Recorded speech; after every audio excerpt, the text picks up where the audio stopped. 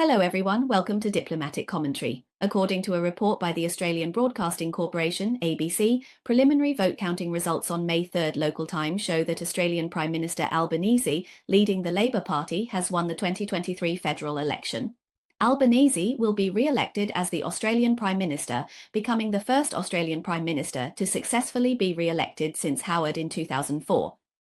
In his victory speech, Albanese stated that one reason his government was able to expand its majority in the new parliament was because it did not emulate the governing style of US President Trump.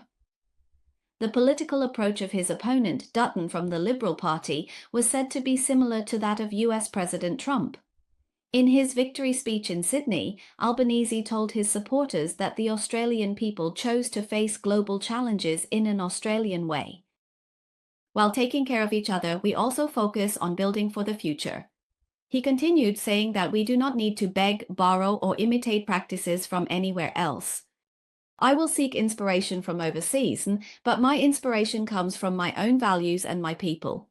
Albanese said that the Labor Party will form a majority government and vowed to lead the country through the difficult times of global instability. Meanwhile, the opposition Liberal Party leader Dutton not only failed to lead his party back to power, but also lost his seat in his own constituency. In this election, my performance was not good enough. And tonight, this is already very clear. I take full responsibility for it.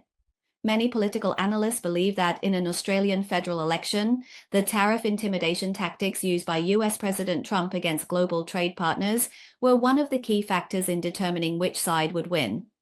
Reuters pointed out that the victory of the Australian Labor Party is similar to the reversal of the Canadian Liberal Party, both reflecting voters' concerns about Trump's policies and the uncertainties they bring.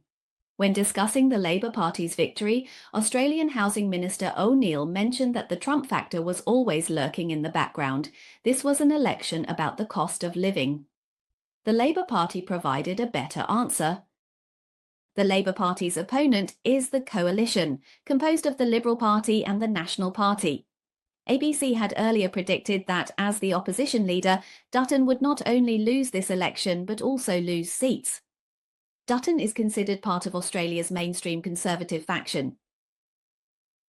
According to a report by the BBC in February this year, after Trump proposed a plan to expel Palestinians from the Gaza Strip, Dutton referred to Trump as a trademaker and a great thinker, appearing to be a follower of Trump's policies.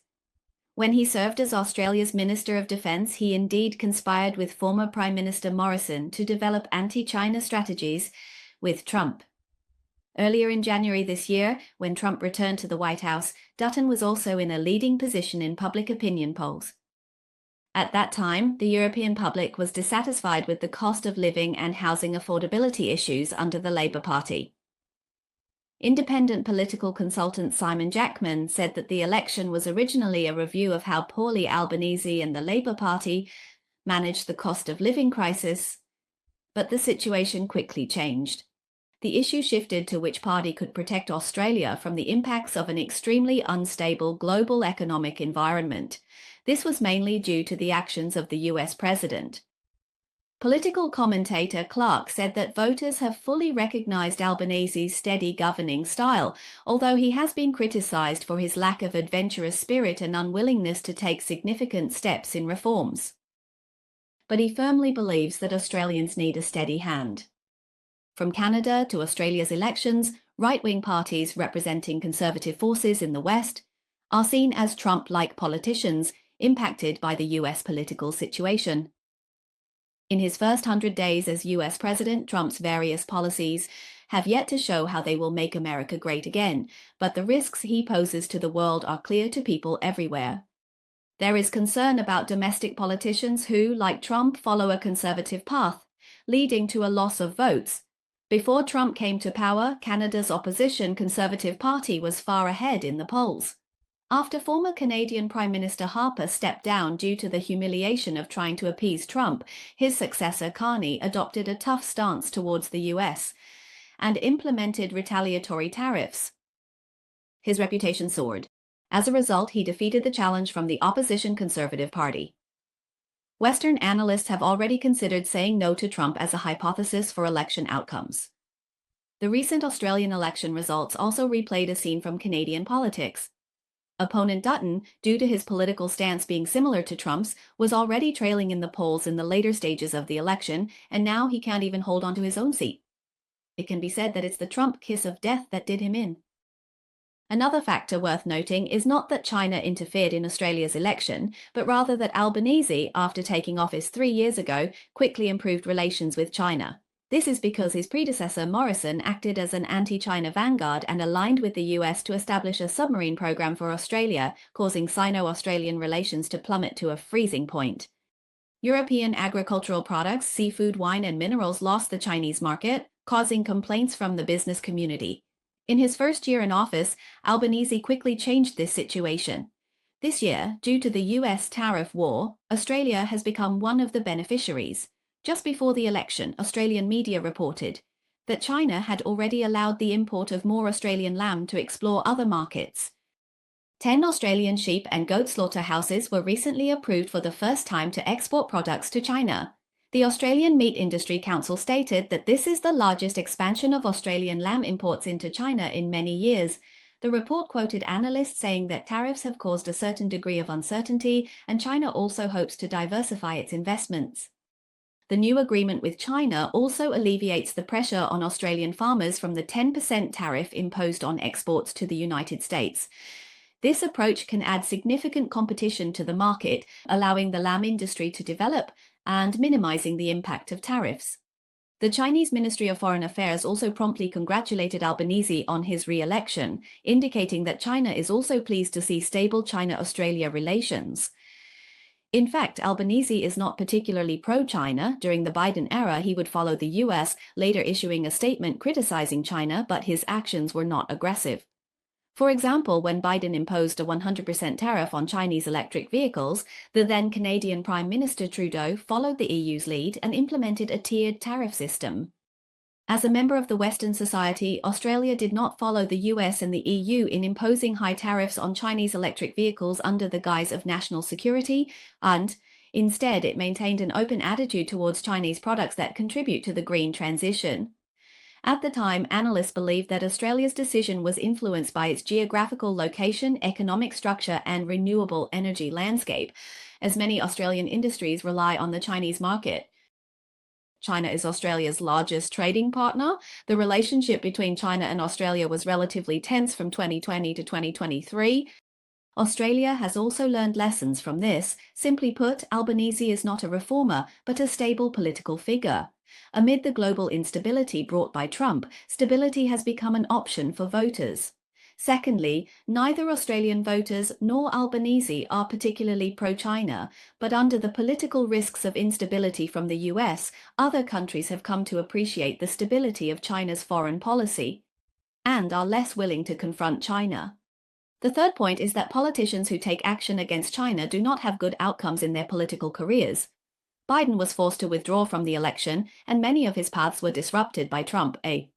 EU President Ursula von der Leyen also found it challenging dealing with Trump. Albanese, on the other hand, sought a balance between China and the US, which allowed him to overtake in the election, becoming the first Australian Prime Minister or leader in 21 years to successfully win re-election. There is a lesson for Western politicians. China is already the world's second largest economy. What benefits does confronting China head-on bring to one's own country? One might lose the election and even their political career. Trump's 100-day reforms have dimmed the US economy, even hitting McDonald sales. This has been reported by media such as The Guardian and the BBC. Impacted by US President Trump's tariff policies, McDonald's sales in the US have experienced the largest decline since 2020. The company stated that the sharp drop in sales is mainly due to Americans' concerns about the economic outlook. McDonald's latest financial report shows that sales in the US market fell by 3.5% in the first quarter of 2025. This marks the largest quarterly decline in US McDonald's sales since the impact of the COVID-19 pandemic in 2020, primarily due to consumers controlling their spending amid an unpredictable economic outlook, leading to a decrease in customer numbers. McDonald's CEO Chris stated that the company is facing the most challenging market environment. Despite this, McDonald's sales in Japan, Australia, and the Middle East saw growth in the first quarter. However, the decline in US sales still led to a 1% drop in the company's global sales. Besides McDonald's, many US companies have also expressed pessimistic expectations regarding US tariff policies and the economic outlook. On May 1st, General Motors lowered its profit forecast for the coming year and warned that Trump's tariff policies could have an impact by 2025, causing a loss of up to $5 billion for General Motors. General Motors stated that even after Trump announced a reduction in some tariffs on foreign cars and parts, their company still faces cost pressures. Additionally, Intel also mentioned that due to Trump's tariffs, costs will rise, increasing the likelihood of an economic recession. Danny, the head of financial analysis at a British investment services company, expressed concern that American citizens are feeling anxious about the domestic economy, leading them to cut discretionary spending, which will drive prices even higher. There is worry that household budgets already affected by inflation will be pushed to the brink of collapse. They are all concerned that if the economy continues to stagnate while businesses attempt to adapt to the constantly changing tariff environment, unemployment situations may arise. Even relatively affordable options like McDonald's sales have been affected by the economic environment and have declined. This shows how high the level of pessimism among Americans is, and the pressure faced by the Trump administration is unprecedented.